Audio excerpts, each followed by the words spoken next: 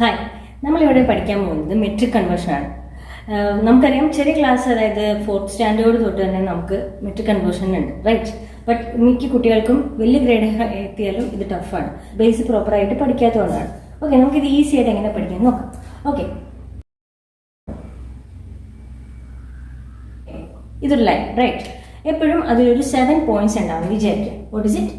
1 2 3 4 5 6 7.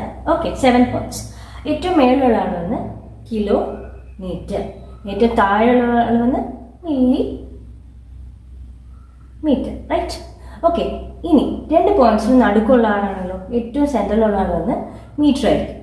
Okay, ഇനി എമ്മിൻ്റെ അപ്പുറത്തും ഇപ്പുറത്തുള്ള ആൾക്കാർ ഡി ആണ് വിചാരിക്കുക. ഓക്കെ, ഡി, ഇവിടെയും ഡി. ഇനി ഇതിൽ ഏത് ഡി ആണ് ഇപ്പുറത്ത് വരുന്നത്? ആദ്യം വരുന്ന ആളായിരിക്കും ഡി എ എം. ആൽഫബറ്റ്സിൽ ഏറ്റവും ആദ്യം എ അല്ലേ, അപ്പോൾ ഡീൻ്റെ കൂടെ ആദ്യം വരുന്ന ഡിയിൽ D A M, decametre.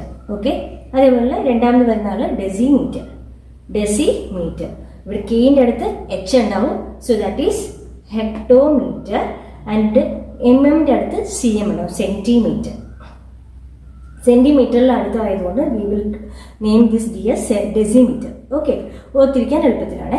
Okay, no നമുക്ക് എപ്പോഴും അറിയാം, സ്റ്റെപ്പ് കയറുമ്പോഴാണ് ബുദ്ധിമുട്ട് കമ്പാരിറ്റീവ്ലി, റൈറ്റ്? സ്റ്റെപ്പ് ഇറങ്ങുന്നതായിരിക്കും വളരെ ഈസി, റൈറ്റ്? സ്റ്റെപ്പ് ഇറങ്ങുകയാണെങ്കിൽ ദാറ്റ് ഈസ് ഈസി, സ്റ്റെപ്പ് കയറുവാണെങ്കിലോ ദാറ്റ് ഈസ് കുറച്ച് ടഫായിരിക്കും, റൈറ്റ്? അപ്പോൾ ഇതേപോലെ തന്നെ നമ്മളിപ്പോൾ വലിയ യൂണിറ്റിൽ നിന്ന് ചെറിയ യൂണിറ്റിനോട് പോകണം. സോ നമുക്കിപ്പോൾ താഴോട്ടാണ് പോകുന്നതെങ്കിൽ ദാറ്റ് ഈസ് മൾട്ടിപ്ലൈ ചെയ്യണം. ഓക്കെ, മൾട്ടിപ്ലിക്കേഷൻ ആണ് ഈസി, അതുകൊണ്ട് സ്റ്റെപ്പ് ഇറങ്ങുന്നതാണ്, അപ്പോൾ മൾട്ടിപ്ലൈ ചെയ്യണം.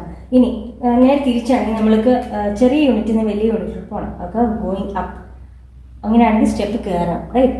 സ്റ്റെപ്പ് കയറുന്നത് കുറച്ച് ടഫാണ്, അതേപോലെ ഡിവിഷൻ കമ്പാരിറ്റീവ് കുറച്ച് ടഫാണ്. So we will use division. Okay, okay.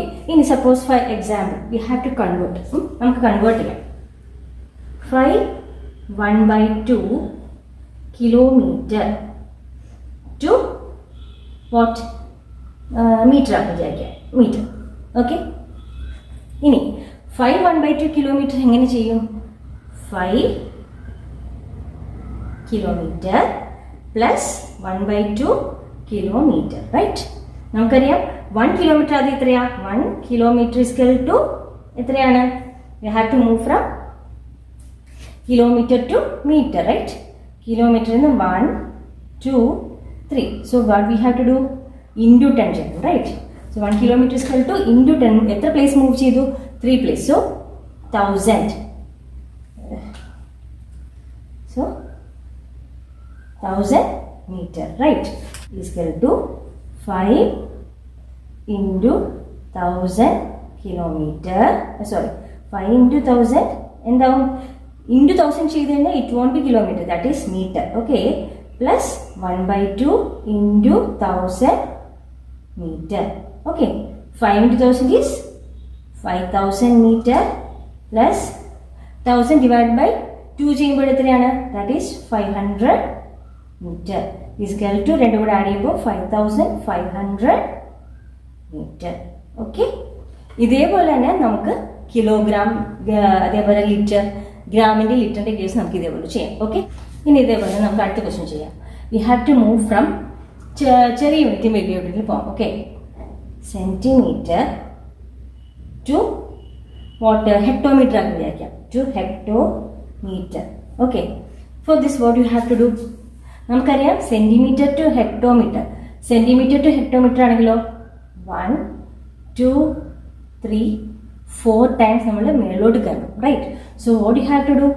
1 centimetre equal to മേലോട്ട് കയറുമ്പോൾ വാട്ട് ഈസ് ഇറ്റ്? ഡിവിഷൻ. അപ്പോൾ ഡിവൈഡഡ് ബൈ 10 ചെയ്യണം, ദാറ്റ് ഈസ് എത്ര പ്ലേസ് കയറി? 1 2 3 4.